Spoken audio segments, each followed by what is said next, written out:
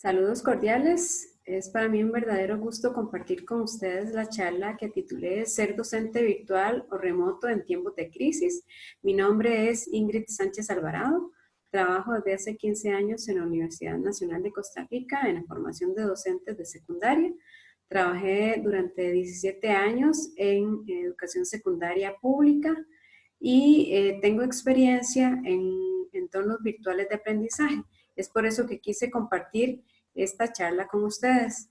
En primera instancia, quiero mostrar mi mayor respeto para todos los docentes que ante esta circunstancia han asumido el compromiso y han demostrado realmente el interés por salir adelante y realmente asegurarse de brindar un mejor proceso de enseñanza y aprendizaje para nuestros estudiantes. Así que eso ha sido un reto, sé, para todos y la razón por la que les demuestro mi respeto y mis felicitaciones. Esta charla precisamente surge con la intencionalidad de ser solidaria y de compartir esa experiencia y conocimiento previo que tengo para que de alguna forma este proceso sea realmente una experiencia positiva para todos, promover y compartir buenas prácticas, algo que las experiencias que nos están funcionando, e innovar de alguna manera la presencialidad, que esta experiencia nos permita después incorporar nuevos recursos al proceso de enseñanza y aprendizaje.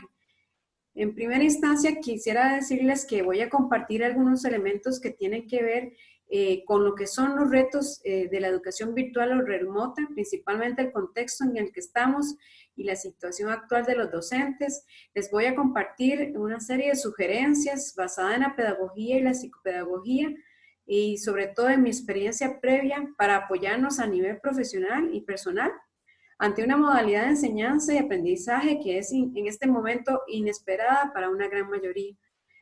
Habrá un espacio para preguntas e inquietudes que les voy a solicitar realicen por medio de los comentarios del video, por las redes sociales o correos que posteriormente les voy a mostrar. Y la idea es que con mucho gusto posteriormente estaré abordando esas inquietudes. En primera instancia, quisiera compartir el hecho de que estamos en un contexto realmente que es inusual. Nadie lo esperaba, ha venido a cambiarnos la vida en muchos sentidos.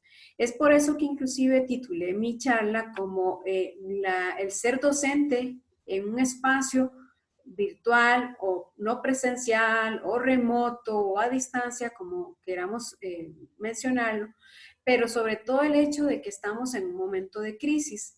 Esta situación probablemente de enseñanza y aprendizaje sería diferente si estamos en un contexto totalmente diferente al que estamos actualmente. Esto hace que también tengamos que tener en consideración el contexto social, dónde se mueven nuestros estudiantes, qué condiciones tienen, a qué recursos tienen ellos opción de recurrir. Inclusive elementos que tienen que ver hasta de dinámica familiar y de situaciones a nivel personal. Todo eso son consideraciones que debemos de tener muy claras, incorporarlas en el proceso de enseñanza y aprendizaje. Todo esto va a influir lógicamente en lo que sería el contexto educativo que estamos manejando. Esta no es una situación que sea normal, no es lo que en la regularidad podríamos tener, y es la situación de salud a nivel mundial la que nos ha empujado a afrontar una serie de retos que debemos de asumirlos de la mejor manera posible, pero sobre todo considerando siempre a la persona, considerando a nuestros estudiantes, pero también a nosotros mismos. Es por eso que no debemos forzar los procesos de enseñanza y aprendizaje en una situación que en realidad no es la ideal para todos. Entonces, tenemos que también estar claros que un proceso de enseñanza-aprendizaje bajo una modalidad remota o virtual no es igual a un proceso de enseñanza-aprendizaje presencial. Así que no podemos incorporar todas las estrategias, todo lo que hacemos normalmente en el aula, a un proceso en el que estamos viendo desarrollado nuestra labor apoyados por una serie de recursos tecnológicos o inclusive recursos impresos. Entonces, ¿qué es lo que he observado y leído en artículos al ingresar a grupos donde están una serie de docentes compartiendo materiales, recursos, experiencias? Mucho de lo que he encontrado tiene que ver con una serie de expectativas de lo que va a pasar, de lo que estoy haciendo, cómo lo estoy haciendo. Muchos manifiestan una saturación en el trabajo, frustración, incertidumbre, ansiedad. Estamos ante retos desconocidos, ante situaciones de aula desconocidas. Y eso nos implica tener un proceso de adaptación al cambio que no es inmediato, requiere tiempo. Y esto nos lleva a asumir una serie de nuevos retos que a la vez también nos generan mayor trabajo y lógicamente con consecuencias a nivel de estado físico y emocional, inclusive del personal docente. Es por eso que quisiera pues aportar desde mi experiencia y pensando en que si los docentes estamos bien, es muy probable que eso lo vamos a trasladar a nuestros estudiantes. Tenemos que tener claridad de que trabajamos con poblaciones desde niños, adolescentes, jóvenes, que muchos tendrán las posibilidades, muchos tendrán la capacidad y las habilidades de adaptarse, pero también muchos otros no tienen ni los recursos, ni las condiciones, ni las habilidades de forma inmediata. Tenemos que hacer un proceso, debe ser gradual. Y esto, parte de lo que precisamente quisiera compartir inicialmente, son una serie de recomendaciones para solventar la situación que estamos viviendo. Entonces, en primera instancia, quisiera referirme a lo que sería evitar la saturación. ¿Saturación en qué sentido? En la utilización de recursos tecnológicos y aplicaciones. Puede ser que pensemos que lo primordial en este momento es dominar una serie de recursos tecnológicos y tener una gama amplia de posibilidades. Sin embargo, esto hace que también el proceso mismo de incorporación de esos recursos a la docencia y a la persona docente implica un esfuerzo enorme también por pretender abarcar tal vez un sinnúmero de opciones de recursos tecnológicos que al final de cuentas terminan saturando el proceso mismo, saturan al docente y saturan al estudiante. Porque inclusive no es tanto el asunto de tener una serie de herramientas, sino lo más importante es qué hacemos con ellas. ¿Qué hacemos para asegurarnos que nuestros estudiantes estén comprendiendo, que nuestros estudiantes estén adquiriendo conocimiento?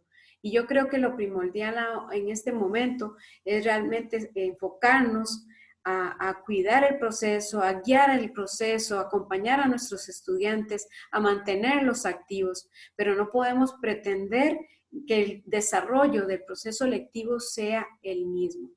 Entonces, tenemos que evitar la saturación de contenidos, prioricemos qué de nuestro plan curricular, de nuestro programa, nuestro plan de estudios, en este momento es lo primordial. ¿Qué es de lo que yo debo desarrollar como docente? En este momento es lo que considero mis estudiantes deben estar conociendo. Además, un elemento muy importante que también produce saturación es la cantidad de ejercicios o de trabajo que le enviamos a nuestros estudiantes. Y es un poco a veces la lógica que asumimos de que vamos a hacer exactamente lo que hacíamos en el aula, en lo presencial. Y realmente se nos va de las manos si nosotros pretendemos eso. Por ponerles un ejemplo, si en mi curso yo le doy a mis estudiantes 10 ejercicios para trabajar, para resolver, para compartir, para analizar, y eso en la normalidad de la clase presencial probablemente lo van a desarrollar o en forma individual o lo van a desarrollar en equipos de manera colaborativa. Yo como docente voy a estar acompañándolos, voy a estar resolviendo dudas y además es muy probable que se haga una revisión conjunta donde de una vez podemos en alguna medida determinar dónde hay ciertas debilidades y elementos que debemos de fortalecer, pero eso lo podemos lograr inclusive en el momento mismo de la clase. en el entorno que estamos manejando actualmente, eso no es así, no se da esa inmediatez. Entonces, en alguna medida, si yo pretendo desarrollar esos 10 ejercicios de manera remota o virtual, lo que va a suceder es que a cada uno de mis estudiantes yo le estoy dando 10 ejercicios. Si yo multiplico eso por la cantidad de estudiantes que tengo en uno de mis grupos, pero además lo multiplico por el resto de grupos que tengo, va a ser una cantidad de ejercicios por revisar que va a ser innumerable. Va a ser una cantidad enorme de trabajo que voy a tener que incorporar y revisar para hacer una devolución, porque aquí un elemento muy importante es la devolución que yo le hago al estudiante. ¿Qué le comento? ¿Qué le hago de observación? ¿Cómo remedio dificultades que esté presentando? Y si yo me cargo de una cantidad innumerable de trabajo, de ejercicios por revisar, va a ser muy difícil que yo pueda hacer esa devolución. Y este proceso no se trata de ser un docente de, yo digo, de check, de nada más me llegó el trabajo, le puse un check y devuelvo. En realidad, en estos procesos es muy importante hacer la devolución. Entonces, en este caso, debemos de priorizar, sintetizar, concretar, irnos por los ejercicios que sentimos son los primordiales y que eso me permitiría determinar que el estudiante está adquiriendo el conocimiento y la habilidad requerida. Otro de los elementos que es importante, yo digo, dosificar es la cantidad de trabajos. Probablemente tenemos que tomar un rol más de planificador, de dosificar el trabajo. En muchos casos se están haciendo trabajos, por ejemplo, se sustituyen pruebas por proyectos y eso me parece genial. Pero el asunto es que sabemos que un proyecto requiere de tiempo y requiere más tiempo aún en un proceso donde no estamos en el aula cara a cara con nuestros estudiantes. Es por eso que tenemos que entonces, en alguna medida, proyectar mayor cantidad de tiempo para que nuestros estudiantes puedan resolver y no se sientan agobiados por la cantidad de trabajos que tienen que ir resolviendo día a día. Y pensemos que además no son estudiantes solo míos, tienen otros docentes que están en la misma situación y condición que yo. Otro de los elementos que he podido determinar y es, yo pienso que una saturación también en el uso de las videoconferencias. Las videoconferencias en sí mismas no me aseguran un aprendizaje por parte de mis estudiantes. No puedo pensar que lo que yo desarrollo en el aula, donde yo estoy viendo a mis estudiantes, los estoy observando, veo sus gestos, veo sus caras, veo que si tengo necesidad de hacer un cambio en el ritmo de la clase, lo puedo hacer. Si veo caras de que no me comprendieron y voy a retomar entonces ese contenido, esa explicación. Pero en una videoconferencia son elementos que no tenemos lo físico, no tenemos el contacto visual, no tenemos la parte personal, lo emocional. Entonces, los procesos acompañados de una videoconferencia son en gran medida muy tediosos, pueden ser muy agotadores, porque inclusive la fuente misma de donde estoy requiriendo yo o adquiriendo yo la información proviene de un punto nada más, donde visualmente estoy observando y también escuchando. No tengo la posibilidad de que mi visión vaya hacia otras partes, de que comparta con mi compañero, mi compañera, que comente, que le pregunte inmediatamente a la profesora o al profesor. Entonces, eso hace que el proceso mismo se sature y que en alguna medida es por eso que vemos muchas experiencias, ¿verdad? De estudiantes que realmente lo que hacen es conectarse, pero no están con nosotros. Y eso no es una conexión. No hay una verdadera conexión. No están con nosotros. Porque el hecho de que usted vea el nombre de esa persona o la fotografía o la imagen de esa persona, eso no nos asegura que estén con nosotros. Entonces tenemos que buscar herramientas que realmente nos permitan eso. Yo inclusive sugiero las videoconferencias como un espacio para socializar, para inclusive saludar y saber cómo están, para dar una explicación breve de algo muy concreto. Voy a explicar una guía de trabajo, pero no para pretender dar clase. Es muy complicado en realidad que eso realmente sea efectivo. Yo voy probablemente a dictar cátedra, a una computadora, compartirle la información a mis estudiantes, pero de ahí a que haya una verdadera incorporación, tengo que acompañar el proceso de otras estrategias. Ahí es donde se trata precisamente de mediar el proceso de una forma pedagógica.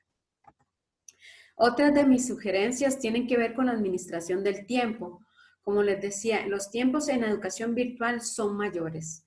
No es lo mismo el hecho de que yo esté en la clase con mis estudiantes desarrollando una determinada actividad. ¿Por qué? Porque esto implica mayor autonomía, mayor disciplina del docente mismo, pero también de los estudiantes.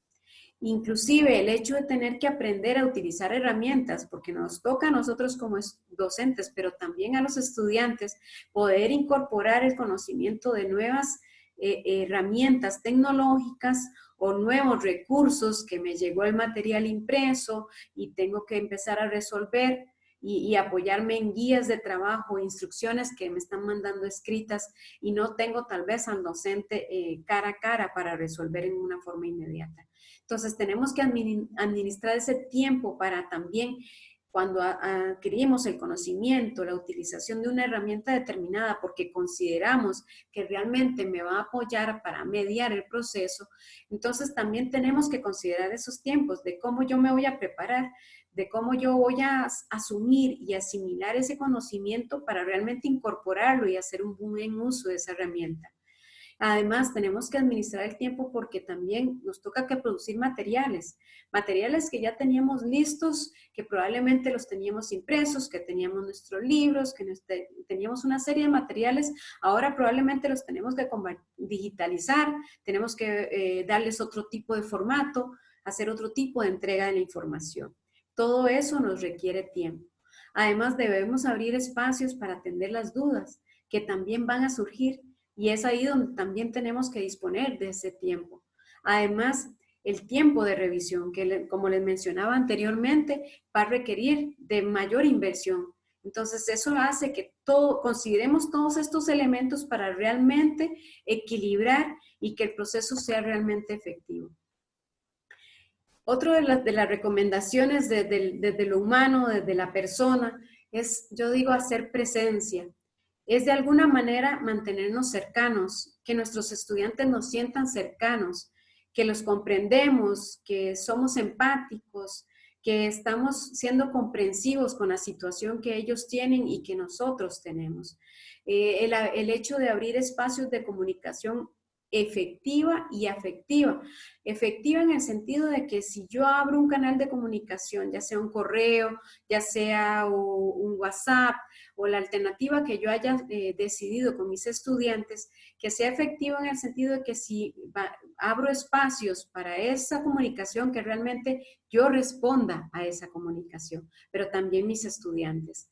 Pero también que esa comunicación sea afectiva, ¿verdad? De que pueda establecerse un canal donde nos sintamos cercanos, de que ellos me sientan, de que la forma de ser de uno como docente en clase, ellos lo sientan en un audio, que lo sientan en un texto. También el tener disposición para atender dudas. El hecho también de no saturarnos nos permite también manejar el proceso en una forma más fluida, más cálida, más humana, y eso nos permite también abrir que los espacios donde vamos a atender las dudas de nuestros estudiantes realmente sean afectivos, sean de apertura, con disposición. Y un elemento muy importante también va a ser siempre la motivación. Tengo que estar motivada yo para también poder motivar a mis estudiantes, pero es importante hacerlo, es importante felicitarlos, reconocer el esfuerzo, que si hay dificultades, aprendemos de esas dificultades, pero que ellos sepan que están haciendo, se les está reconociendo su esfuerzo. Y nosotros mismos también reconocernos el esfuerzo que estamos haciendo para tratar de mejorar y de apoyar en realidad este proceso.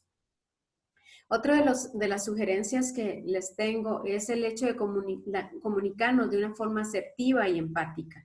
La comunicación asertiva tiene que ver con una comunicación en positivo. ¿Cómo me refiero a mis estudiantes? ¿Cómo me comunico con ellos de una manera positiva? Además, que las instrucciones que yo les brindo a ellos por escrito, principalmente, y además, bueno, oralmente también, deben ser instrucciones muy claras y concisas. No nos extendamos, no pretendamos explicar con mucha información cuando tal vez los vamos a perder. Debemos de ser muy concretos, muy claros, muy puntuales en lo que queremos que nuestros estudiantes logren. En gran medida, yo digo, es comunicarnos pensando en el otro, ¿verdad? Ponernos en posición de nuestros estudiantes y releer la información que les vamos a brindar para determinar si ellos podrían comprenderla. Además, es un elemento muy importante y para que este espacio no sea tan frío, ¿verdad? Y convertirlo en un espacio un poquito más humano, es también inclusive el ser cortés, el ser amable, el ser alegre, el ser divertido, aún en un proceso de comunicación escrita, en un audio que les compartí, el hecho de saludarlos y realmente saludarlos con cariño y con comprensión, el despedirnos, el ser ameno, todo eso ayuda a que realmente nos sintamos en mayor contacto con nosotros. El hecho de establecer horario de trabajo, eso también es muy importante. Nosotros no somos profesores 24/7, ni nuestros estudiantes lo son. Entonces es muy importante también que haya una verdadera planificación, ¿verdad?, del trabajo, porque nos toca que organizarnos, nos toca que producir además documentación que nos piden las autoridades para evidenciar el trabajo que estamos haciendo. Entonces, todo eso tenemos que en alguna medida tomar nuestro horario semanal y hacer distribución de las labores que estamos desarrollando para también no colapsar y comprender que estamos en espacio, en nuestro hogar y dejar espacio para la persona, para mi familia, para mis seres queridos, que también tienen que adaptarse a este proceso. Entonces, es parte de lo que tenemos que considerar. Además, el espacio que yo voy a destinar para preparar mis materiales, ¿verdad? Las guías de trabajo, las bitácoras, los materiales de apoyo que voy a utilizar, los recursos tecnológicos que voy a utilizar o el material impreso que tengo que enviarle a mi estudiante. Todo eso tengo que determinarlo en un espacio de tiempo para determinar y equilibrar en alguna medida nuestro trabajo semanal. También el hecho de especificar horarios de atención, eso es muy importante. Es como les decía, no somos 24/7 en este proceso. Necesitamos también equilibrar y tener espacio de descanso y de recreación dentro de lo que la situación nos permite. Entonces es el hecho de establecer horarios de consulta, inclusive pueden ser hasta negociados. En muchas ocasiones nos tocará que atender a padres de familia y ser con ellos con quienes tenemos que negociar, pero también con nuestros estudiantes del nivel ya superior, donde tenemos que establecer horarios para que ellos también entiendan y al final de cuentas les comparto y les digo, en mi experiencia, ellos comprenden y ellos se adaptan a esas situaciones. También hay algo importante y que voy a decir también en la anterior, y es que el hecho de que cuando uno entrega un material lo suficientemente claro, eso me asegura también una disminución en las dudas y en las consultas y en las llamadas y en los mensajes. Entonces es por eso que también tenemos que cuidar muy bien la comunicación que vamos a lograr con nuestros estudiantes. Bueno, un elemento sumamente importante, si no es que el más importante, es precisamente el proceso de mediación pedagógica. Es cómo vamos a acompañar al estudiante, cómo vamos a lograr que ellos incorporen el conocimiento y que realmente tengan aprendizajes significativos, aprendizajes para la vida, que esto valga la pena. Entonces, ¿cómo vamos a mediar por medio de la tecnología? Lo primordial va a ser la mediación. ¿Cómo me apoyo en recursos tecnológicos o en recursos impresos según sean las circunstancias para que el proceso sea realmente efectivo? Es el orientar paso a paso. Es a veces detenernos, pausarnos un poco también y saber que tenemos que ir en una forma de espacio para que realmente ellos vayan incorporando y comprendiendo el proceso mismo. Entonces también es muy importante que en este proceso podamos recurrir a la creatividad de nuestros estudiantes, a los conocimientos previos que ellos tienen. Proponemos nuestras ideas, pero también dejemos el espacio para que ellos propongan las suyas y de alguna medida incorporar sus propuestas en el proceso mismo. Y algo muy importante tiene que ver con la flexibilidad curricular.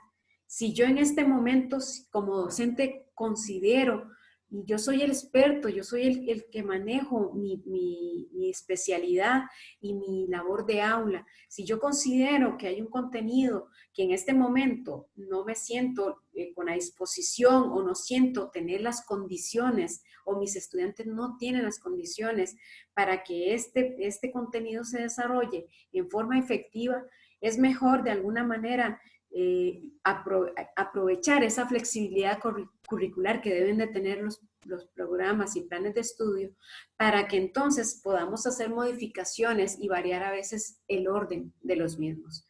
Entonces es parte de lo que también tenemos que tener claro y que en alguna medida sepamos que en todo proceso educativo siempre la mediación pedagógica es la que va a hacer la diferencia. ¿En qué recursos me apoyo? Eso es lo que también me ayuda y me apoya para desarrollar el proceso de una forma más efectiva. Pero al final de cuentas, la forma en que yo vaya a hacer uso de esos recursos, de esos materiales, es lo que hace la diferencia. Otra de las recomendaciones y tiene que ver con la producción misma de los materiales didácticos. Es muy importante ir produciendo nuestros propios materiales. Yo sé que en la inmediatez de todo este proceso nos ha hecho recurrir al material que probablemente nos aporten y encontramos inclusive en Internet.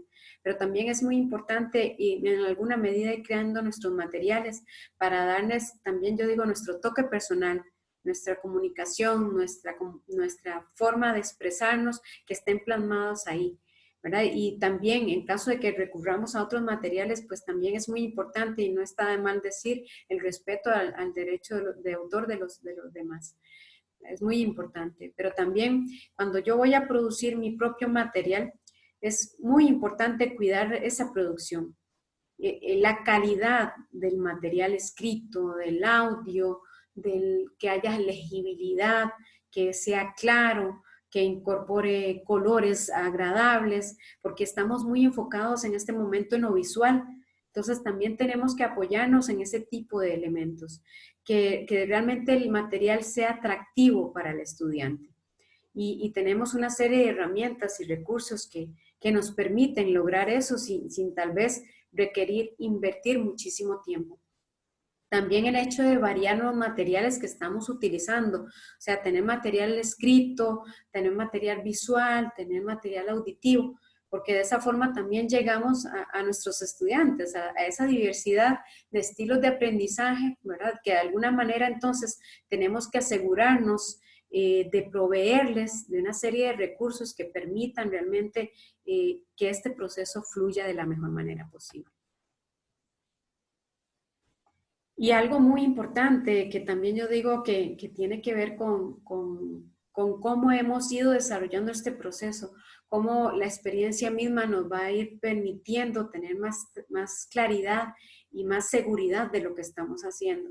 Entonces, en muchas ocasiones es más el temor, la inseguridad de que no domino algún recurso tecnológico que me produce en realidad el temor de fallar y realmente, yo digo, estamos sujetos a eso. En primera instancia, cuando tenemos una dificultad tecnológica, es importante guardar la calma. Yo digo, estar tranquilos en la medida de lo posible, porque eso nos va a permitir buscar soluciones, tratar de resolver en el momento. Y si no, al menos mantenerse con tranquilidad para poder dar instrucciones a nuestros estudiantes y de alguna manera resolver.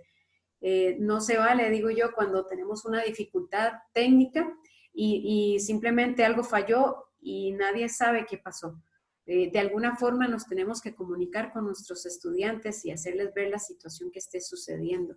Y yo digo que esto también tiene que ver mucho con ser humildes, ¿verdad? Y saber que podemos fallar, pero también estamos en este momento dependiendo probablemente en gran medida de recursos tecnológicos, técnicos, de equipo, que no necesariamente tenemos el control sobre ellos y que pueden fallar, que cualquier situación puede presentarse, un fallo en el acceso a internet, un fallo en el acceso al recurso eléctrico, un fallo en el equipo, cualquier cosa puede suceder. Entonces, que eso no nos agobie, porque en realidad yo siempre digo, siempre habrá otra estrategia. Tenemos tiempo para resolver. Tenemos que buscar probablemente, yo digo, el plan B, C y D para resolver y que de alguna medida esto pueda continuar y fluir de alguna manera. Yo digo que no debemos de pretender la perfección. Probablemente tenemos ya mucha experiencia de aula y eso nos hace tener ya una estructura, una forma de hacer las cosas en la que ya estamos seguros y que probablemente hacemos muy bien. Pero también tenemos que tener claridad y darnos la oportunidad de aprender, de fallar, pero sobre todo de aprender de nuestros errores. Y yo digo que es parte de ese proceso mismo de crecimiento, de superación, yo digo de equiparnos, de llenarnos la mochila de herramientas que nos permitan ir resolviendo la situación. El hecho de que situaciones como esta nos sucedan es parte de la experiencia, es cómo resolvemos, es como en situaciones imprevistas tenemos la capacidad de adaptarnos y buscar soluciones. Y eso es parte de lo que también le podemos enseñar a nuestros estudiantes, que ante una situación adversa, una situación difícil, algo que desconocemos, tenemos la disposición de aprender. Y yo creo que eso ha quedado más que demostrado. La gente está con disposición a aprender y tenemos que aprovechar eso para que realmente, de alguna manera, esa intencionalidad de querer hacer bien las cosas se haga de una manera adecuada, que siempre haya un proceso de acompañamiento, de comprender al otro, de ser empático, de ser flexible, de abrir oportunidades y de en alguna medida adaptarnos. Yo digo que ninguno de nuestros estudiantes se vaya a quedar atrás o vaya a quedar excluido por un proceso que tal vez no le permitió la fluidez y la posibilidad que él hubiera tenido si hubiera sido un proceso presencial. Entonces yo creo que de alguna manera tenemos que asegurarnos que toda esta experiencia sea para crecer, para aprender, pero sobre todo para que ninguno de nuestros estudiantes quede fuera del sistema.